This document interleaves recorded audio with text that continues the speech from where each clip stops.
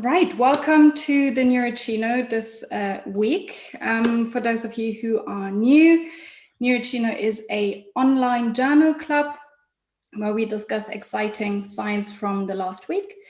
And everyone is welcome to bring in a paper that caught their attention for whatever reason.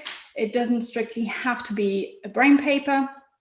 And you share your screen, you present the paper, and you explain to everyone why that paper got you excited. Now, this week, we have a slightly different Neuroccino. Some of you may have followed the online debate over the last week on Twitter and other platforms about one specific paper.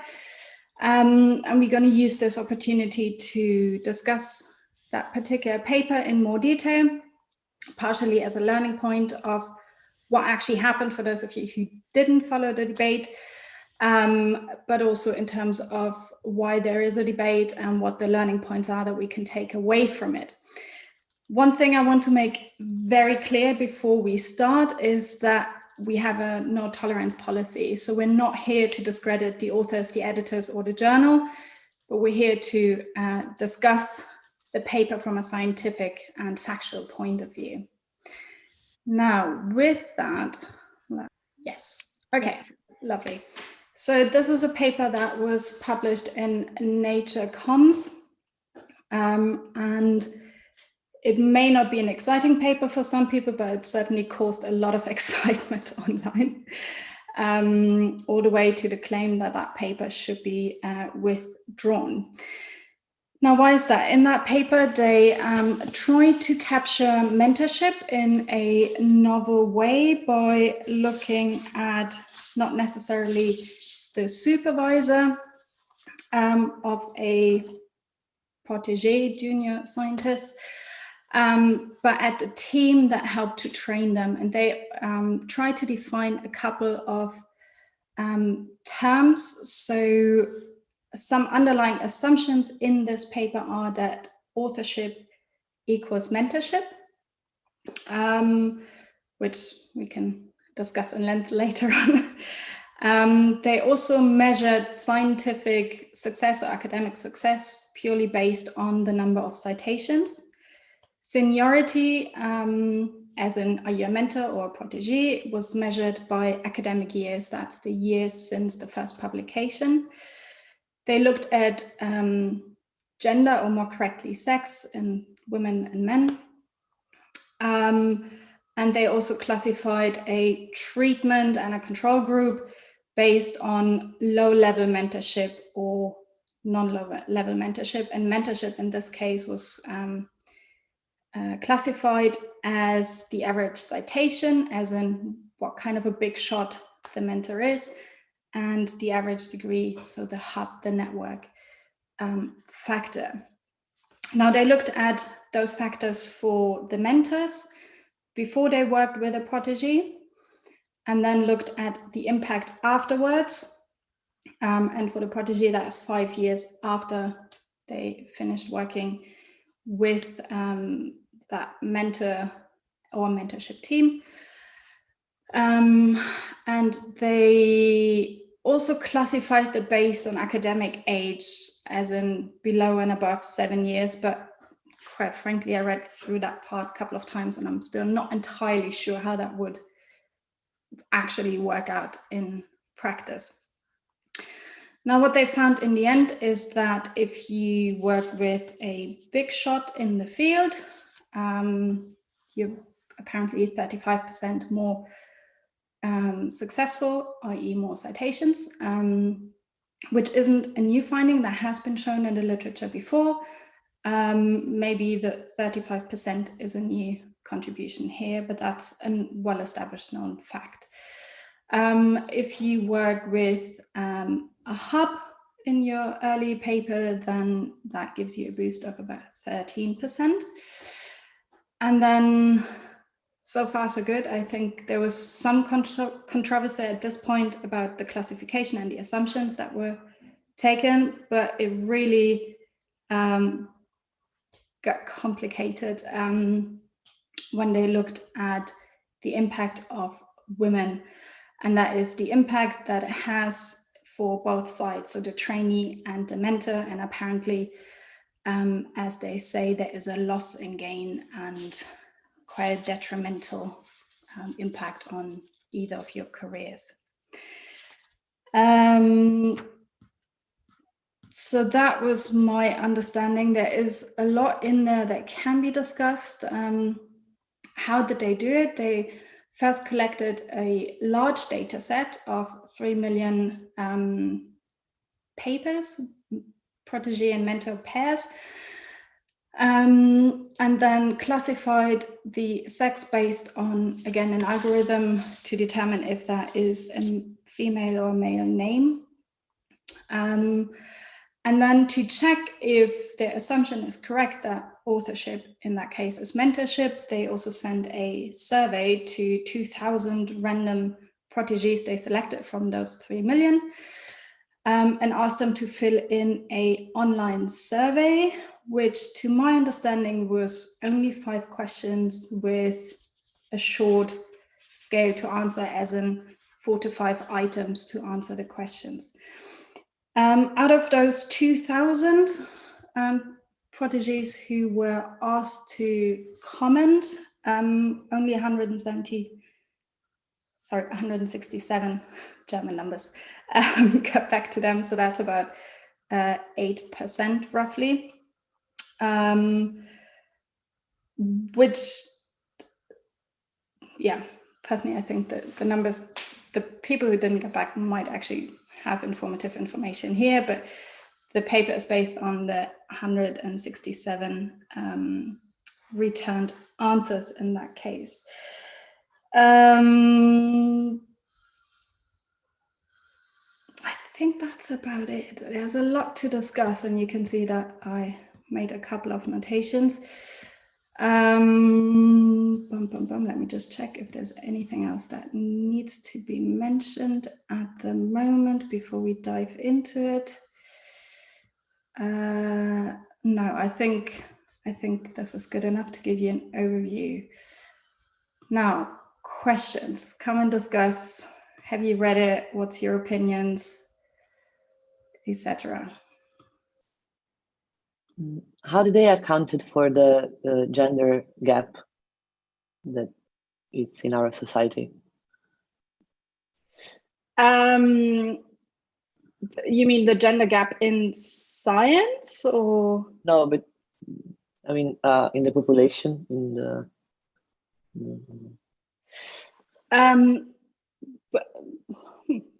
Hard question.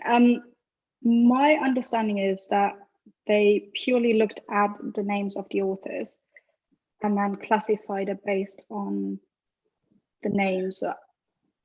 From my understanding, that wasn't accounted for. There's a couple of things in terms of classifying the name that I had questions about as well, and that is, for a starter, is the percentage of misclassification the same between men and women, or are certain names more ambiguous? What about names where in certain countries, like in Italy, for example, Andrea could be a man or a woman? You can't define that based on a name. But also, no, they probably only did it in terms of first names. But in terms of the impact and the citations, I was also wondering what the impact of marriage, for example, is, in a sense that women tend to more often change their name. And knowing quite a few examples where you have a double barrel name, or Michel Thibault-Deschatten, for example, you constantly have to correct your citations because you get either cited by one name or the other or both, and you have to merge your accounts. So again, that is something that I would have expected to be clarified, but I didn't read that. Disclosure though, there's a 55 pages supplementary material.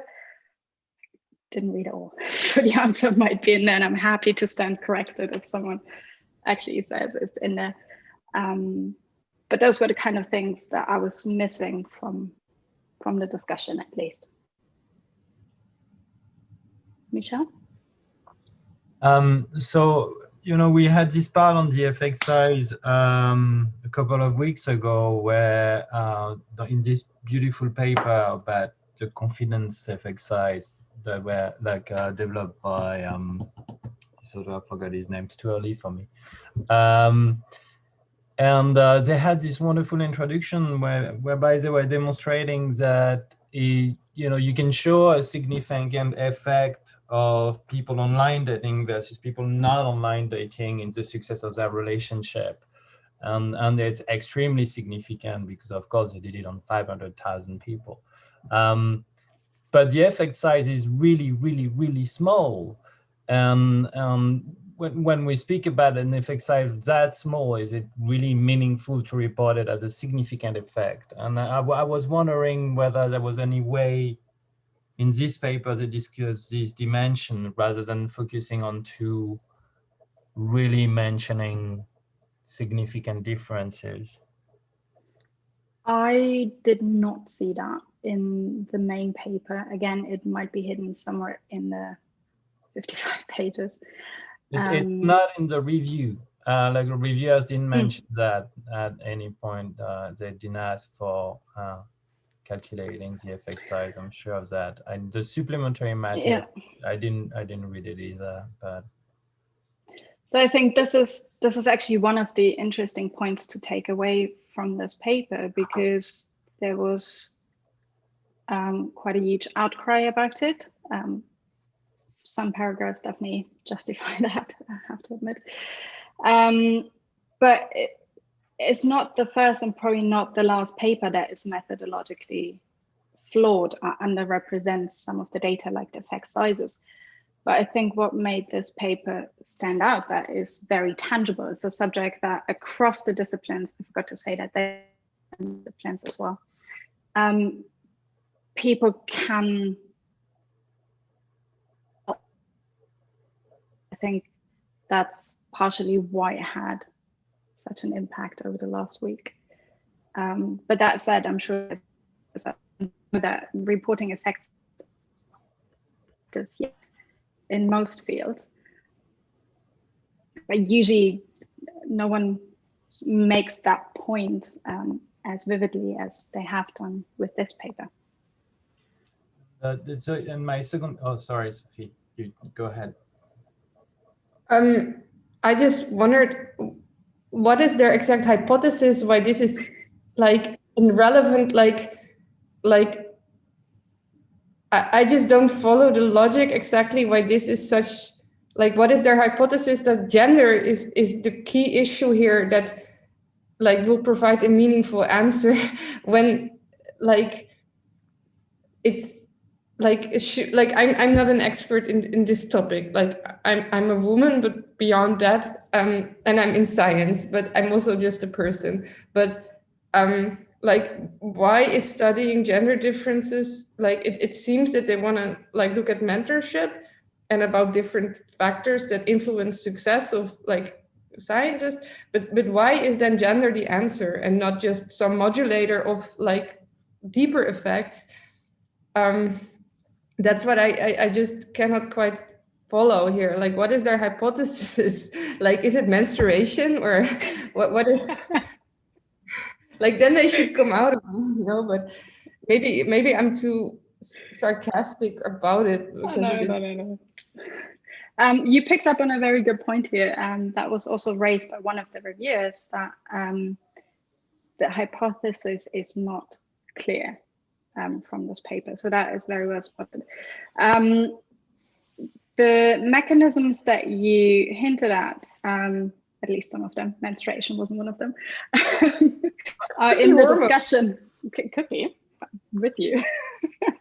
In the discussion, to me, was very one-sided, and whenever they that could explain differences beyond gender or that are mediating the gender effect, they constantly said this is beyond the scope of this paper.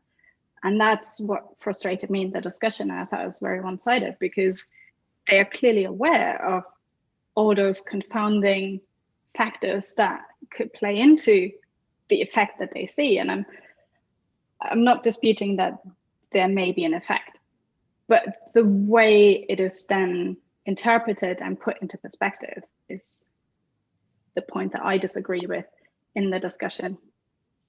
And I don't know if this is within the domain, but like, what could have made the editor think this is a high impact kind of paper? Because I don't see the relevance for like scientific society as large with the knowledge gained by this paper.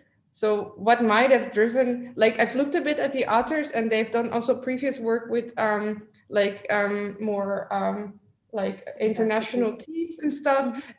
And the question is also a bit like, do the same problems arise in those studies that maybe give a more like liberal answer to a question, saying that a multinational team is more successful? Are the same flaws there? And did they just think, okay, those people, they do this kind of like, I just don't understand how it could, like, I've seen nicer papers in Nature Communications. So I don't know why they selected this paper. Like, I can't speak to what the editor was thinking. I have no idea. I tried to invite the authors and the reviewers to join us today to discuss it. Sadly, neither of them could be available today. But I can't speak to what each of them was thinking. And as I said, I don't want to discredit the authors, the editors, or the journal here. That's not the point. There is, I can share the link later. There's a discussion from an unknown editor on Twitter who went through the details of this paper, the reviews, and that he would have reached the same conclusion, he or she, to publish the paper, because there is no obvious flaw in the methodology, and it's mainly the interpretation of the results that people take an issue with. And in that thread, that is, I had to stop reading it. So it's like 60 tweets. But it's very interesting to see the process from the other side, from behind the scenes, and what the rationale of an editor may be. But whoever wrote that 60 long tweet came to a similar conclusion, said they would have published it and they would not retract the paper. But what is then this high impact element that many of my papers have been rejected for in Nature Communications? Not that my research is superior in any way, but I just wonder, what is then the message here that is so like that fits a high level journal like Nature Communications? I can see that in per se an editor might accept it. I just don't see the novelty beyond like angering women all around the world. But like, what is really the novelty of this study? What is the fanciness? What is the new insights that we've gained from it? That I'm not an editor, and I'm maybe a shitty reviewer also sometimes, so I don't know, like, what is so novel and so interesting? So based on what the authors say in the paper, they report 2 previous studies, and they try to place their study within the gaps between them. And they said that one of the novelties is that they looked at multiple senior collaborators rather than just one thesis, for example. And they also tried to capture the formalized supervisory roles that we're all aware of, that people are mentors to you who are not officially in that capacity. Again, it can be discussed whether authorship actually captures that. And from my personal perspective, I have to disagree. Authorship does not equate mentorship. And I personally have a couple of mentors that I never even published with. So, but that's one of the arguments. Then they also claim that they followed up the scientific impact of the protégé, again, by looking at number of citations. Big room for discussion here as well. And they started from a very large data set. That's the other thing. So they started with 3 million protégé mentor pairs.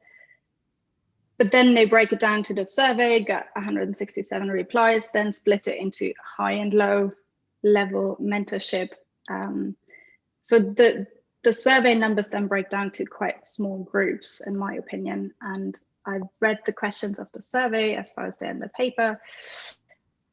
And for example, one of the questions in figure 1A is, I received advice from him, her about writing, research, study design, data analysis, and so on and so forth. And you had 4 possibilities to answer that question, from strongly agree, disagree, agree, strongly agree. And to me, receiving advice is different to actually being mentored, because it's one thing to say to a protege, hey, it's important to go to conferences and present your work, or to actually send them there and have them do it. So that question, it's easy to give advice. Advice is cheap. You can always walk around and say, hey, you should do this, you should do this. That to me isn't really mentorship as such, because you can get that advice from a book in theory. But nobody's, yeah, I don't know. Like nobody sent me to a conference, or, but maybe I see people, yeah. I think mentorship is maybe also like hard to quantify. Like, I think, I don't know. I don't want to hijack the discussion, but I think it's, yeah, it's me here. All right, sorry. And I want also to say something about the interpretation of the paper. Let's just assume that there is a true effect there. At no point in the interpretation of the paper is this mentioned that you may have a double bias effect because you're a woman supervised by a woman, and that's actually where like the statistics are showing a significant effect. Kind of feel reading the interpretation that they're really saying, it's the fault of the woman supervisor and you shouldn't be supervised by women. And that's really, one-sided argument or discussion of this result. I wish it would have been a little more open and understanding of the situation, which we do know there are bias. And I'm pretty sure succeeding in science and becoming a mentor doesn't stop you still being under the bias. And that's just such a shame, because that could have been an important paper in the way it flipped this result into something, an eye-opening for people a little bit, and they didn't. But at the same time, if I can just, Patrick, by the way, give the floor to you next. One thing that I quite like, not about the paper, but about what is ongoing at the moment, is that there are many avenues to course correct science, and this paper had quite a big impact already, and it showed that it's important to follow open science, have the review see that the reviewers were, the majority of the reviewers were critical towards that paper and highlighted quite accurately a lot of the flaws in the methodology and the conclusions. And I think that actually speaks to the process of science. It's not perfect, nothing is. But it's good that this paper can be openly discussed and people can have a discussion about it. And open science actually has shown that that is a good avenue to be more transparent. Now, one of the things that was also highlighted by that anonymous editor on Twitter is that whilst it's good to have the reviews and see what was actually critiqued, and that it was critiqued quite strongly, is that we don't have access to the previous version. So it's hard to then backtrack and know what was changed and to what degree it was changed. But overall, I think it's a good sign for us that this was picked up and it's discussed, and probably has an impact later on in terms of how we report science by including effect sizes, for example. Patrick, over to you. Thanks. I must agree with Sophia. I really don't understand the impact of the paper or why it got published that high, other than that it just makes a big splash. Because let's just imagine the authors would have focused on something like like mentorship style or something like that. Something which might be a logical mechanism other than sex. I doubt that they would have that attention with that paper. So I don't know, it appears to me as if it's just about getting this big splash in that regard. And the other thing, so I haven't read the paper in detail yet, but I was just wondering, what was, were there differences in the numbers of mentors, like male and female mentors? Because I can imagine that we're still having a gender gap here, right? Yeah, so again, that's one of the limitations, because obviously, if you take the average citations in order to become a big shot, as they call it in the paper, there is a lot of other mechanisms, and I don't want to take away, there's credit where credit is due, but there is a lot of other mechanisms that play into it. Simple things like you take time off to have children. That's creating a gap.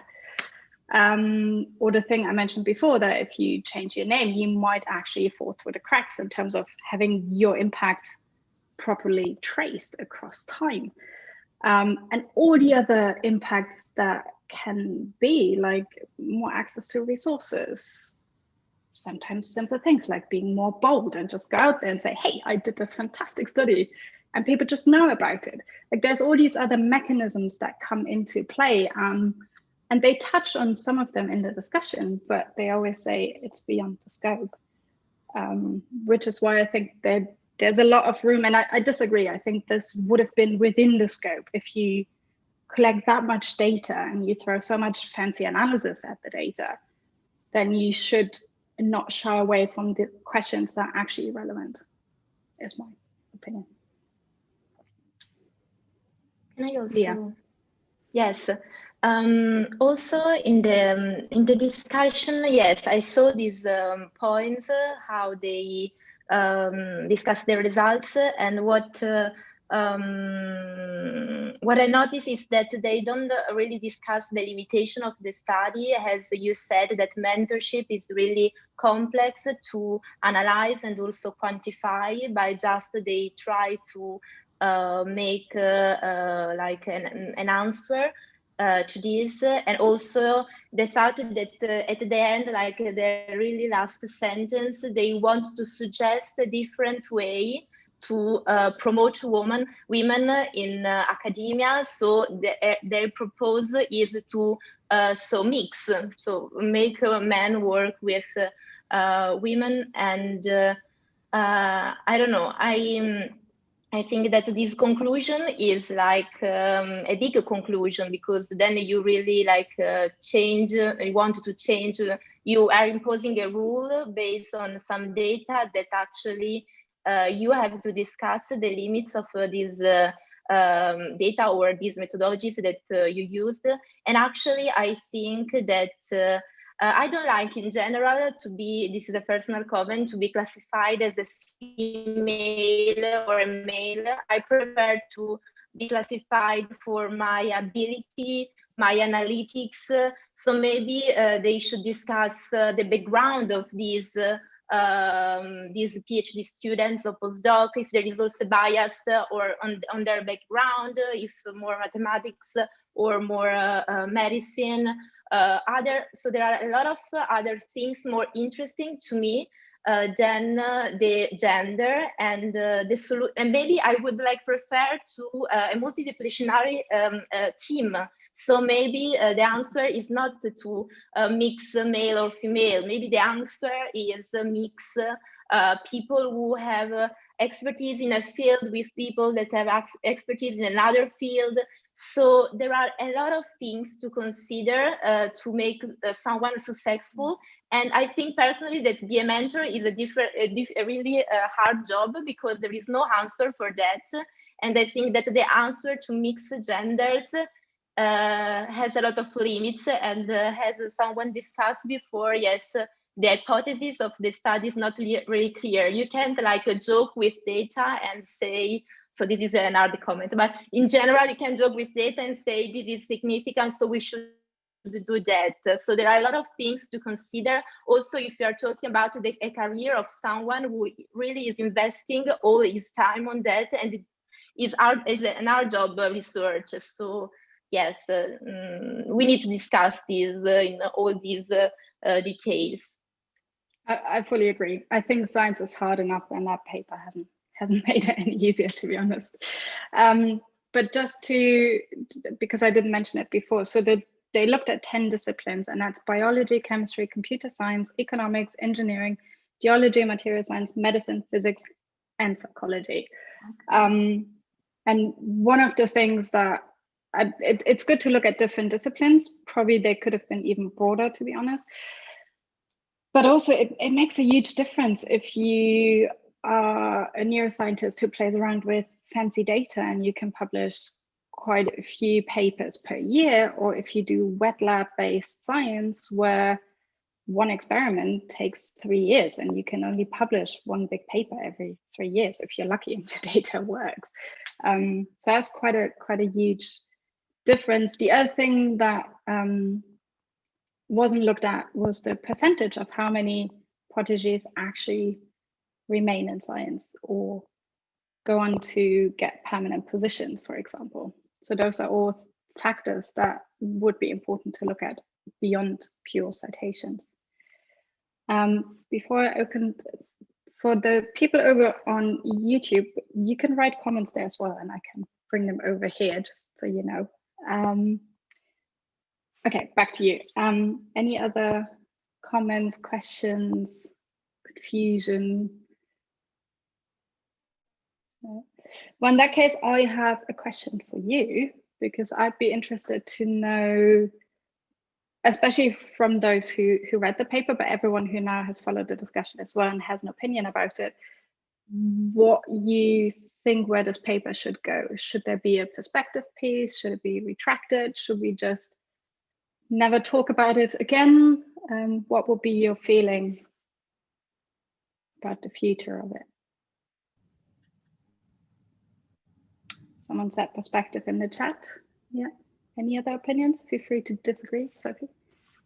I actually also, but this is also opinion, not mine, but I saw it on Twitter and kind of agree that as like ignoring and just like working with other women, I guess, like just having nice papers with first leading females on both sides is maybe a stronger argument, and just highlighting this maybe more might also be as important as, like, in a way it was also good that the backlash was that so many people said, yeah, I had great female mentors. These people like shine, like help me shine. So like, but on the other hand, maybe it's also good to pay attention to the flaws and the nuances and the questions that they raise, to also remove the doubt that there is, like, that ultimately gender or menstruation is the key issue here, right? Because, like, imagine you would do the same paper with the same number of data, like doing something like prettiness of mentors and saying that attractive mentors have just more success, and they, like, I can imagine that you can, like, maybe wiggle something like that out of the data, but what would it mean, right? That the people but that are good it's true. Yeah, no, but even if it's true, that doesn't make it interesting. Or It's a joke. It's a joke. Okay, misplaced. It's maybe a good joke, but sorry, I'm also a bit like, I need more coffee. But like, it's not an argument, especially in the time where we have big data available, that per se makes a high impact paper, right? Like, I can download the UK Biobank and have no hypothesis and do something and a lot of fancy analysis, but when it's like not so interesting, it doesn't matter how much data I put into it when my question is not giving any answer. So that point was partially picked up on Twitter as well. And someone add the distribution of first letters in your name. And apparently you need to go into a lab with someone whose name starts with a B. Or if you go for last name, I think it was S. The V does not. Yeah.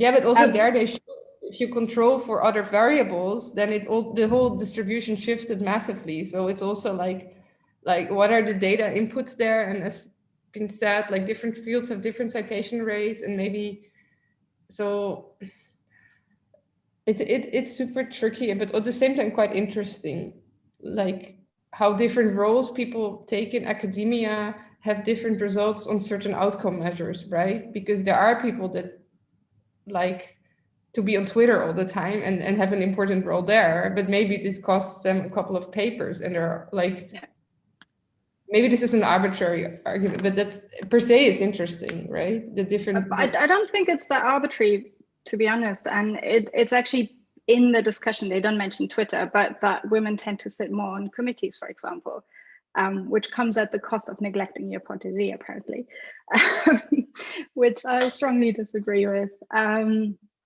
But yes, you do a service to science in many other ways than just publishing your papers and collecting citations.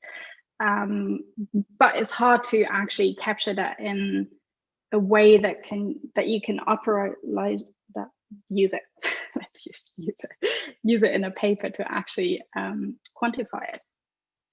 And personally, I think it's a good start to look at it with a large data set.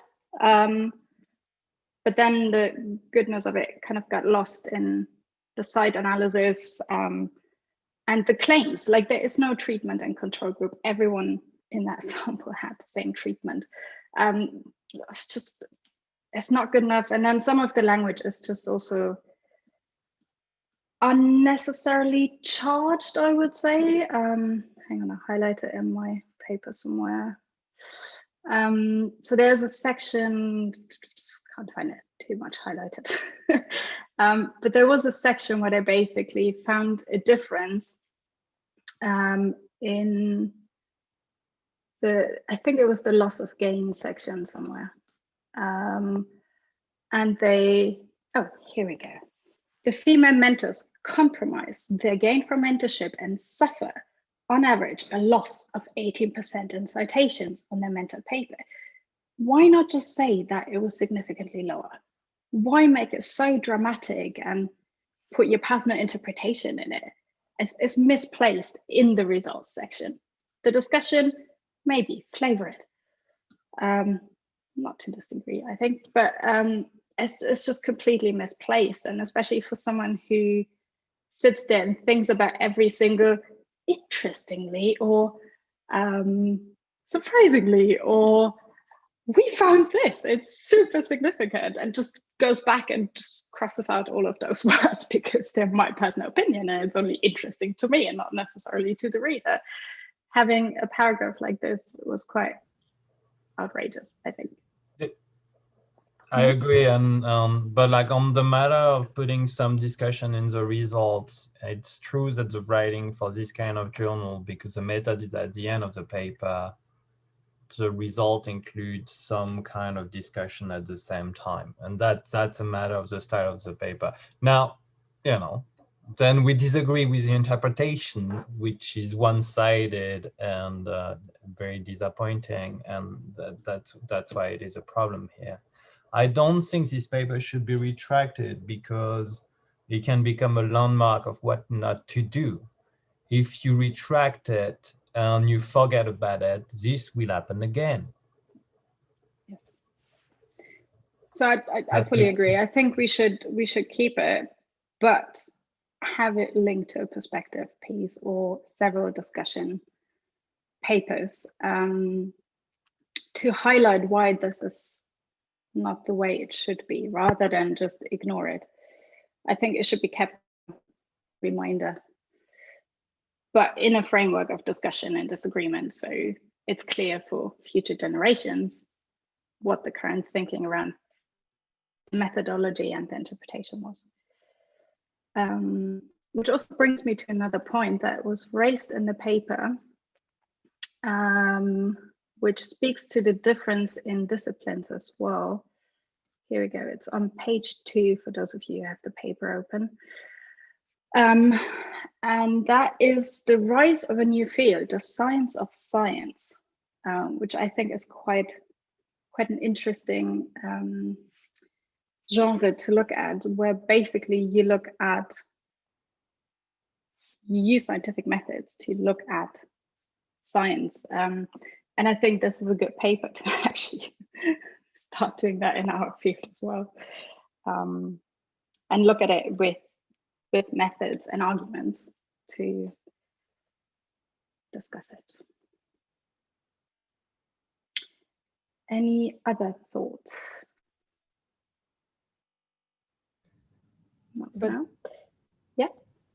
Regarding the perspective, I agree, but isn't it a too optimistic view of like people that they will read also the perspective when they have like this opinion about females being bad mentors, and they will just say, yeah, but it got accepted in Nature Communication. There should be something to it. Like, is it like to what extent should, like, if it, I don't know, if there's such like methodological issues with the paper, and in hindsight there are reasons to retract it that are meaningful, isn't that in a sense also the better option? Because like letting it stay there, even as an example, may also signal that there is some truth in it to some people, or I don't know, maybe this, it doesn't to me, but I'm not sure what it means for the literature. I think I agree with you on that one, in terms of if you just let the paper be and you just publish a different paper, it's up to people to know that there is proactively find it, which is why I said I think they should be linked. So this paper should not stand alone in isolation. It should be, if you go to that paper, there should be a drop-down menu that says, as a discussion, here's all the other papers you need to link to it. But would the authors need to agree with such an option? Because in a sense, you rewrite their paper or their meaning, the meaning and the embedding of how they like write. Like I don't submit a paper for somebody else to hijack it and to say, no, I agree what Sophie did, but it's not true at all. And everybody sees this now as a sudden, like, isn't this also depending on what the authors want? Like that you can do it, or can a journal just say, no, we put it in this, it's now ours? Science does it like that. You can write like a technical comment. That's actually a big scare when you submit your paper and it's accepted in science. It's like you got all these people that rush to say that your paper is not good, or there are like problems with it, and it's really scary. It's not the case for Nature Communications, that you know you can, but maybe they can change that. That's also good way to bring on now. Yeah, maybe people should leave the opportunity, editors should leave the opportunity for other researchers to reply, comment, or complement the present paper. Brain allows you to do it. You know, you can write letters, and there's also external platforms that allow you to do it. So, and I was never aware of it until someone wrote a comment on my paper. God, there's an entire platform for people to say congratulations, or shouldn't have done that. but in the present case, like people who read your paper are not automatically, you know, linked to this commentary, and right. Here, you know, it has to be taken, like this paper has to be taken with caution, you know, because it is one-sided, it is biased in many ways, we don't know the effect size, and young mind reading it needs to be aware of this. But I also think this is a very good learning point for our scientific community, and particularly for young people dedicated to follow the path, that just because it's published in what is a high impact journal doesn't mean that you can't be critical about a paper. Which, like speaking for myself, and I've seen it in a couple of my students as well, something is published in a big journal, they're like, whoa, must be right. I think that's a good point to take away here, that is not necessarily the case, and that people behind the scenes and behind papers are just people and make mistakes in methods, conclusions, many other things. So I think it's a very good paper to train your critical thinking skills.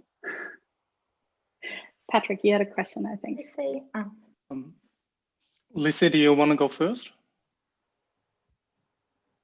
Sorry. Okay.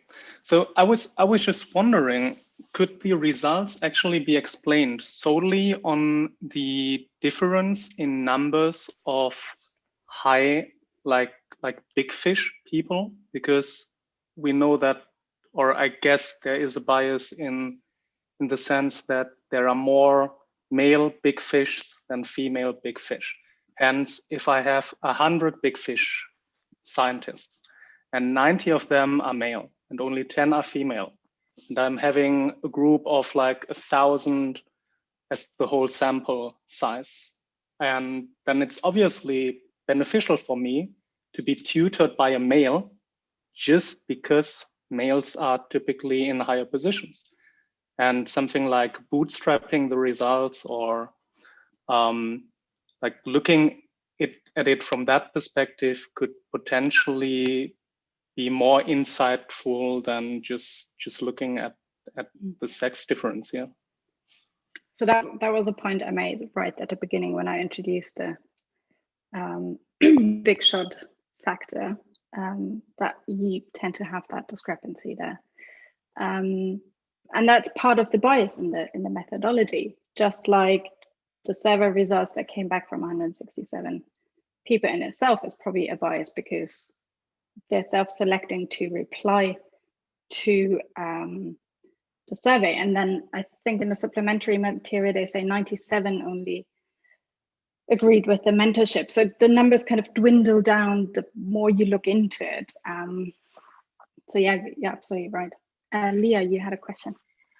Yes, I was looking to the articles again, and in figure 3, you have this histogram where they say that from the mentor's perspective, so for a male to have a prodigy that is their male or female doesn't make a lot of difference for if the mentor is a male, but for women there is a big impact on that. So maybe evaluating the gain of a woman mentor, there are other factors that could influence the publication number, the success of the gain. So maybe this should highlight something that there is actually a difference in the gain that a man or a female can have.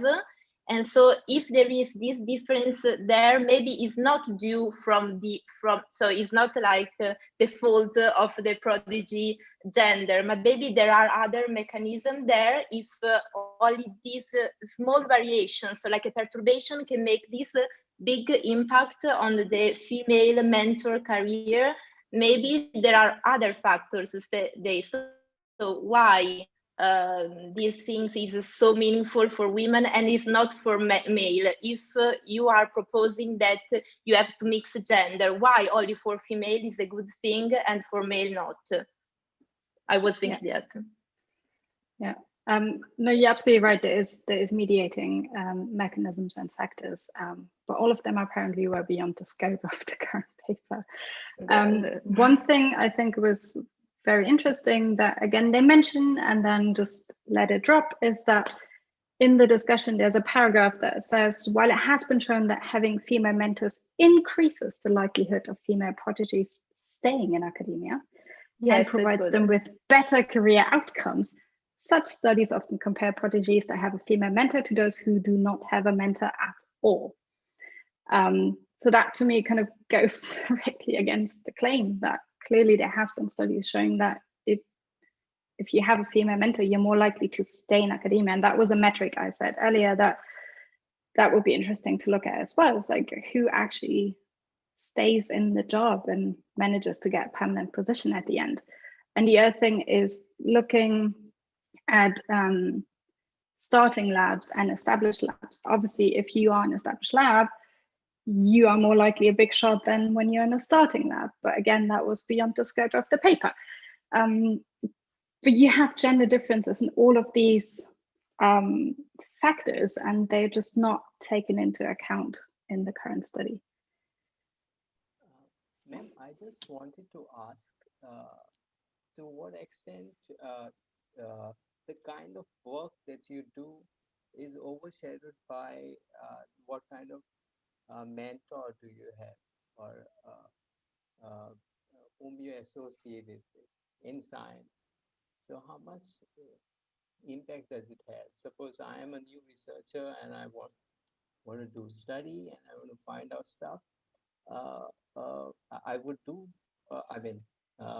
if I do right work, but is it that I have to be associated with a big shot mentor to really jump into the career or do well in science, or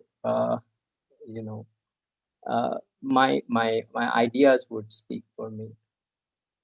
Just wanted to know, because it's confusing, because I really have to be associated with someone who is really well known. I understand, right? If you are well known, you tend to give good advice. I truly do understand that. But how is it everything overshadowed based on what kind of mentor you have and not what kind of work you are doing? There's a lot in there to unpack, and I don't think I can on the spot give a 100% comprehensive answer to that from my perspective. But mentors are just humans, and they have good skills and bad skills, and you need so many skills to be successful in academia beyond citations. That's really hard to be good at everything you have to do. So there will be areas where you have your strength and areas where you have your weaknesses. And just because you're highly cited, it doesn't necessarily mean you are a good mentor.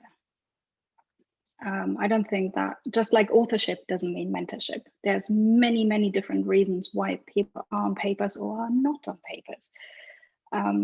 So simply equating it is taking a big shortcut, I think. But that said, every big shot at some point started as a junior scientist with a clever idea, or an idea that came at the right time. So there's definitely scope. It's too early to give up just now. There's definitely scope to go into it having a great idea and holding on to your idea. But obviously, if you go into an established lab with a big shot person, it's not only that person who may or may not be a good mentor and has the citations, but it's also the entire infrastructure that comes with it, right? They're usually at well-known universities, they have larger departments, there's more people working in that group. When you're starting out, you may just have 1 or 2 people in your team. When you're a big shot, you have 20 plus people sometimes. That all makes a difference. The access to funding, the access to resources, like all of that plays into it. It's not simply the mentorship that leads to citations, it's the entire infrastructure around it and the network as well. Like if people know your mentor and you get introduced into the community, then you know more people straight from the beginning than someone who's in a tiny lab, for example, and they just try to survive by just doing their science and getting their papers out. So there's why do you look so shocked? Has many different factors that play into it, and that's part of why this paper was critiqued, I think, because it doesn't capture that complexity that we are dealing with in science, and it tries to simplify how people get to where they are, and in the end it kind of blames women for not getting there, and that's the wrong direction. Thank you. Any other comments? Oh, Chris, yes.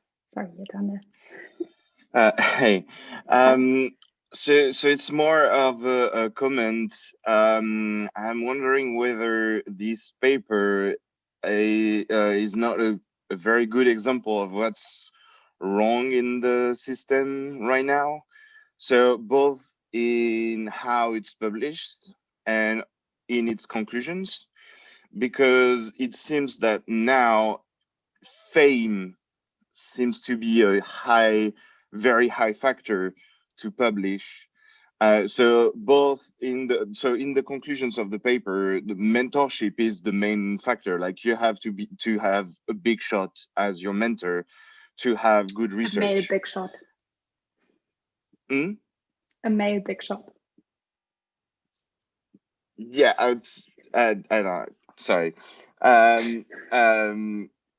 So you need to be famous to already publish, but also this paper has been published because it can cause a lot of ripples on Twitter and stuff. So it was easier to publish because it's a sensitive subject, but not because it's important science, as many people mentioned. So maybe we should go, well, I mean, it's easy to say, but I hope science will evolve in a more in a form of more discussions and more about the science and not about who published it and if it's a popular opinion or unpopular opinion. Just a comment. Yeah, it's a very valuable comment. There's parts in there that I agree and disagree with. I do think this is a good paper to learn from. And yes, it does show what's wrong with science as a system, but it also shows what is working well. And that's the publishing the reviews, for example, and enabling that discussion. And for science to be strong enough to have that discussion.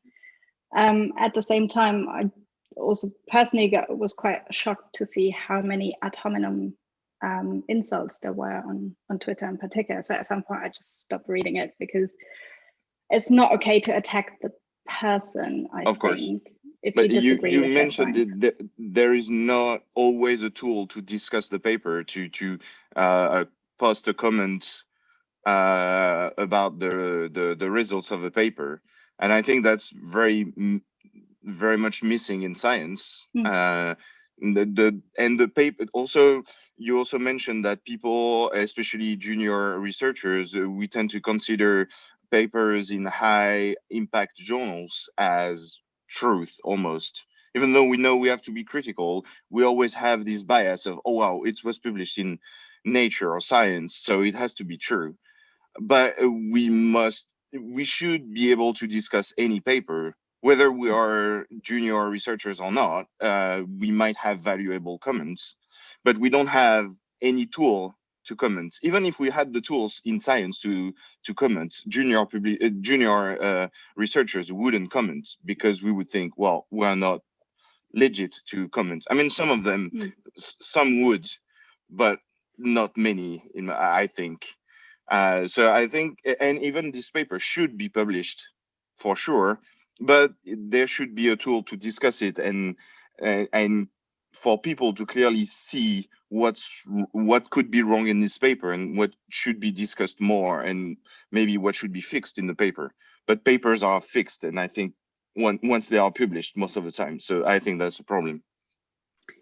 Well, it is and it isn't, because there is avenues you can use to write a perspective or a critique or start a discussion with the authors. And I think Science, for example, published a viewpoint on it as well. So there is avenues, but I agree, it's usually not the juniors who would then go and write a perspective and say, oh, I think this is wrong. What I would like to see really is, like Sophie said, papers that highlight the contributions of first and last authors being women, and also more perspective papers on what it is like to be a woman in science in different disciplines, in different countries, because that makes a huge difference as well. And that's something I would like to see or like to write. If anyone wants to join me on that adventure. Right, this brings us to an hour. I'm very sorry that there was a paper that we wanted to discuss. Alexander, if you can bring it next week, that would be great. Other than that, thank you all for joining the discussion. As I said, I think there is a lot to be learned in terms of how to think critical, how to discuss it, where to discuss it, how to take a paper apart, and also not to just blindly believe big shots and big journals, but put your thinking hat on and form your own opinion and voice it in an appropriate way. Don't insult people. Right, with that, thank you so much for coming, discussing. For those of you who haven't read the paper, I shared a link. I shared the links to the comments on Twitter that I mentioned, and I put that on the YouTube channel description. With that, have a lovely week in science. Don't despair. Great ideas will make it. And we see you next week. Bye. Thank you. Bye. Bye.